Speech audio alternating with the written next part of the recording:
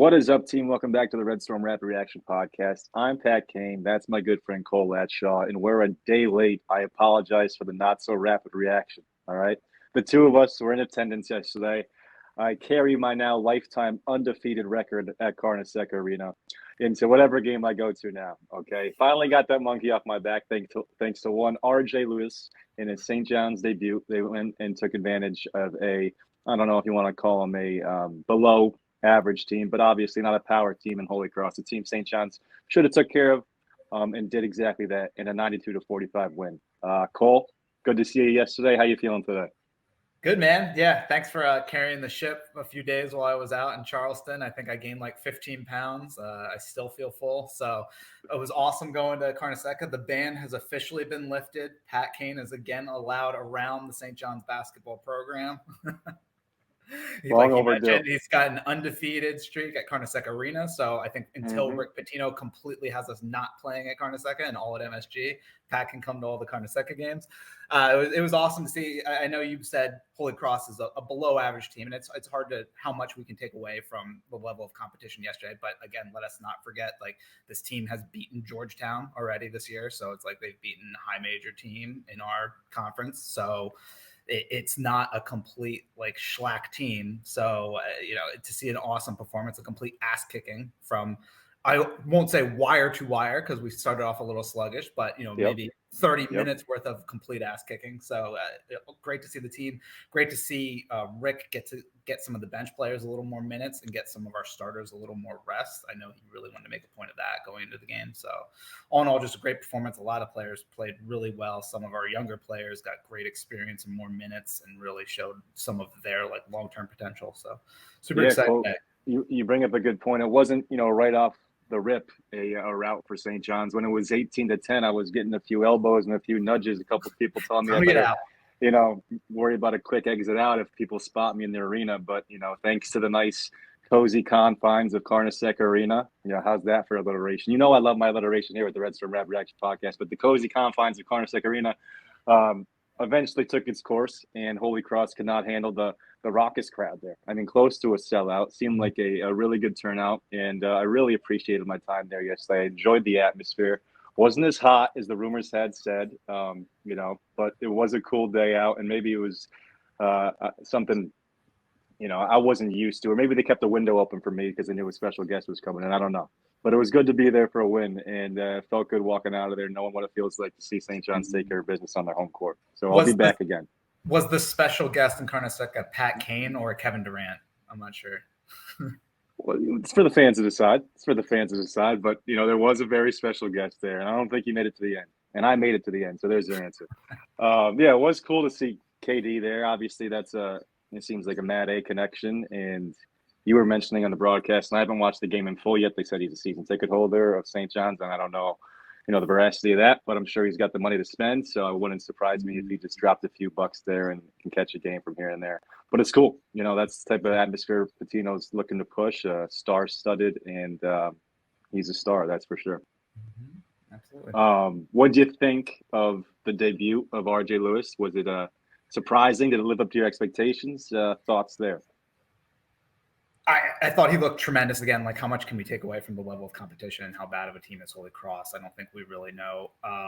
I didn't expect him to look as good as he did just based on how long has he had after his injury and how good of in-game shape was he really. But you and I were just raving about him all night last night. I thought he looked tremendous. He didn't even really show off much of his jump shot, but we know he has a great jump shot. He did a tremendous job facilitating, great defense. I think he looks a little bit bigger body. Obviously, you had a little bit of experience from seeing him at the open door practice. This is my first experience besides highlights of UMass to see him at all. I think he's a little bit bigger body than Glenn Taylor. So I know you've been drooling over the potential lineup of them both on the court at the same time and some form of capacity playing the 3-4. Yeah. I think we saw a little bit of that yesterday. I think we can for sure expect to see more of that going forward and maybe less of minutes for Dressa at the backup 4.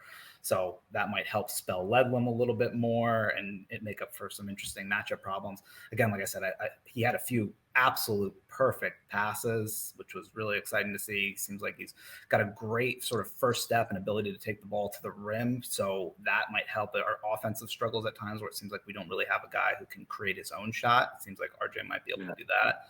Got great touch around the rim, nose for rebounds. I think he led the team in steals last night. Like, I don't know, just great. Can go on and on. Yeah. And he plugs a lot of holes, and that might, that doesn't even do it justice because he does more than just plug the holes. I think he could be perhaps our best player when all things are said and done. But in terms of rebounding help, full court defensive pressure, we were having Ledlum and Zuby and Drissa pressure the ball full court. And, Coach Pitino showed no signs of pulling that back, even when other teams were beating it. He had Soriano doing it full court. He continues to have Ledlum and those guys doing it. And it doesn't suit their game perfectly, but if it's a system he's pushing, he's not going to, give it up because one guy can't handle it. Having Luis, we're going to nail it. However you want to pronounce, please let me know. Up there, 94 feet, you can see that type of defensive aspect he can bring. His length, his quickness, his versatility, and his arm seemingly go for days. While he's not the biggest, most filled out guy strength department, certainly can hold his own, but he looks like he covers so much more ground out there just in terms of his wingspan and his verticality than a guy like Ledlum does. And now Ledlum can move bodies around, and he's a heck of a rebounder, but I don't think we're going to lose much in terms of, our defensive scheme and our ability to play if we do have Lewis at the 4. And you mentioned him and Taylor, and I could have a whole podcast dedicated just to two of those guys alone. I mean, they're like the NCAA basketball version of duct tape. I mean, they can just solve any problem you have out there. You can put them at the 2-3, the 3-4. You could have them play as guards or forwards, and they can do a little bit of everything. We saw Lewis's great bounce pass to Drissa in the second half, just an unbelievable read, hit him on time and on target. That was of all the things we saw him do yesterday, there was plenty. That was the one that stood out to me most. And then Taylor had a great pass in the first half, seemingly same type of deal. Drove baseline, saw Soriano, hit him with a bullet pass for a dunk. And the two of those guys, I think, are going to cure a lot of our potential ails, whether it be shooting, rebounding, defending, bringing the ball up, the whole gamut. So can't say enough about those two. Yeah, and shout out to Mama Lewis. I'm sure she's listening. She was active on Twitter last night. I quickly am loving our new group of St. John's parents on Twitter. Between her, Simeon's dad, Brady's dad, we got a great active group of parents getting involved and interacting with us on Twitter, which I love. Yeah, it's good to see. Good to see the fan involvement. Shout out to the fans we saw yesterday, Cole. We'd be remiss to not mention a couple of fans who came up and said hellos. Dan, John, Tim from our good buddies over at the Red Storm Chasers podcast. Of course, Mike, the mayor from Mahar from Redmond, great guy. Darren, Beast of the East. If I forgot your name, I apologize. I know we saw a few others as well, and it was great for those guys to come up and say hello and to hear that, we got some listeners out there. So yeah, thanks. Dave from Island Storm. Of course, can't forget Dave. Dave had to get to his seat quick. Could barely stop to talk to him. We'll forgive him there. We'll catch him on the next one, perhaps. But awesome for so many people to come up and tell us what a great job, and awesome for us to know that we have so many people listening and that people enjoy the content. And Pat, I hope it means the world to you the way it does to me, just to have so many people come up and tell you what a good job that you're doing. Like that so many other people care about this crazy, stupid thing called St. John's basketball. Sure. We're all a bunch of crazy bastards, and we all love this thing so much, and we all deserve it with Pitino doing such an awesome job. And that we are coming. So. A bunch of crazy bastards for sure. And I do appreciate it all. It's very thankful. It was awesome to see. And we do it, for the sake of just, talk St. John's basketball. But if we have people listening, it's all the better. Mm-hmm. Let's check out the box score. See a little stat action here. As you can see, from that 18-10 point onward, or I think it was 20-20, I believe, at one point. So 51-25 from that point forward, St. John's really did take control. And it was good to see them take that approach all the way to the last minute. They were playing solid defense. They weren't, trying to run it up with bad passes and circus play. They were playing good, solid basketball. You can see that in the turnover numbers. You can see that in the steal numbers. Soriano, 16 points, 6 rebounds. He was 8 for 9 from the field. He could have had 40 points if the game plan was just, give it to Joel every time and let him play 30-plus minutes. He was that dominant in the time he was in there. They sent a couple doubles to him earlier. He didn't rush. He didn't get rattled. Eventually, he got his ball in the paint by himself, and he did what he does best, and he's finishing around the rim. lot of contributions, really spread out tonight. 4 guys in double figures. Lewis had 14, 4 rebounds, 3 steals in 16 minutes. Only Ledlum and Dingle played over 20 minutes. Dingle, again, looking more and more comfortable, looking for his own shot on offense. Ledlum, kind of got lost in the shuffle today. I mean, honestly, I don't really remember seeing many things aside from a breakaway layup. But he didn't have any bad plays, didn't turn it over, and he had a pretty full stat sheet there. So that's a bad job out of me not paying attention to him enough out in the court. Anyone else stand out to you, Cole? Dude, I know you mentioned the turnovers. I thought one thing when I was combing through the box score, obviously like Jenkins and Wilcher did the majority of handling the ball. And then I think at times when they weren't on the court, neither of them, it seemed like Mahim Aline sort of handled a lot of the point guard duties. So between 48 minutes between those 3 guys, they had 2 turnovers. I think for all the crap that we've given Dennis Jenkins over the few games where he's sort of struggled with his turnovers, for him to play, I think, upwards of 16 minutes and only have 1 turnover, like just a complete about face of how he's been doing, and way better job paying attention to not turn the ball over. So awesome job. Big kudos to the 3 of them. I think if you like extrapolated all of these guys, some of like their per 40 minutes, they would kind of blow your mind. But I mean, Zuby looked really good and really active. They get 5 points, 4 blocks, 7 boards in 17 minutes. I mean, he looked tremendous. What an about face he's done since that Stony Brook game. I think he's looked really good lately. Again, like you mentioned, Joel just looked tremendous. I touched on it briefly, but Simeon and Brady, I thought both looked really good again for young players getting experience and getting their feet wet. Brady looked really active, hustling for loose balls. I think he had 5 rebounds, so he was really good on the glass. It was awesome to see some of Patino's post-game comments where he stressed like he is happy with the development of both Simeon and Brady, and that he has no qualms of throwing them into the fire if we're in a rock fight with West Virginia. So it's awesome that he already feels that way about these young guys. And it's like he's said multiple times, listen, like he expects big growth for them in their sophomore year. And obviously we have a bunch of seniors who are going to be done after this year. That's when they're really going to have to step up. But it's awesome that he can rely on them already as freshmen. And then when they're ready to take over the show next year, that they'll be fully ready and game tested. So that's awesome. Obviously, we went over RJ and his tremendous performance.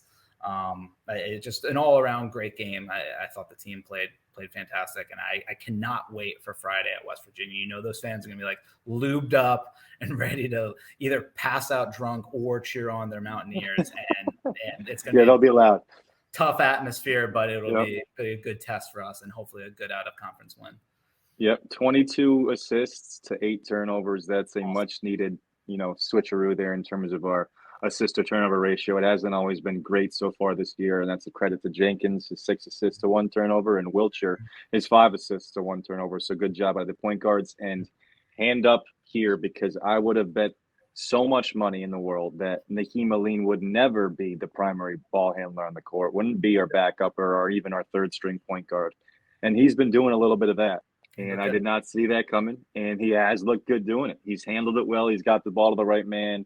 I don't think that's his perfect situation. I like him more spotting up as a shooter as opposed to being a facilitator. But to his credit, he has taken the reins there when needed and controlled and ran the offense, because it seems like, Jordan Dingle, for as much as he's getting more comfortable as a scorer, he does not want to have those responsibilities in terms of getting other people involved and bringing the ball up, play in and play out. At least from my vantage point, it seems like he's not really, looking to get the ball unless it's in a shot position. Others may disagree, and we may see him develop into more of a facilitator as he gets more and more comfortable. But I think what we're seeing in terms of being more aggressive as a scorer is really the step in the direction we want to see most. So good things all around from those guys, and good things from Brady. Really, really banging down, though, showing some physicality, fighting for some boards, and showing some toughness. And he'll obviously fill out as he gets older. So I mean, he's not to say frail. Frail's the wrong word, but I mean, he's got room to grow. He's got big paws. That puppy. Are you pulling punches now, Cole? I'm just saying what a great job he did on the boards. Great job boxing out. Great job rebounding, and he'll only get better at that. So to see him do that as a freshman is awesome, and kudos to him. So yep, and you can tell he knows how to play. Moves well without the basketball, gets his feet ready and set to shoot. The 1-3 hit in the first half, no hesitation. Good to see one drop for him. Player of the game, inaugural player of the game here for RJ Luis. I don't think it will be his last one. 14 points in 16 minutes, a little bit everything, 4 rebounds, 3 steals, and that one beautiful assist. The 6 for 12. A couple of those were tough follow-ups that he got himself and finished them. Did have a air ball from a corner jumper, so it wasn't a perfect offensive night from him, but still getting his feet wet. Looked great attacking the basket, looked great in transition. He did get crossed up and slipped up on a crossover on the defensive end late in the second half. Looked like his feet got caught underneath him. Not really too worried about it, but I'm sure if that was a close game in a big situation, some people would have got on him for it. But I will not. So a nice debut from RJ. Can't wait to see more. Could see some of the team comparisons underneath. St. John's really dominated in most aspects of the game.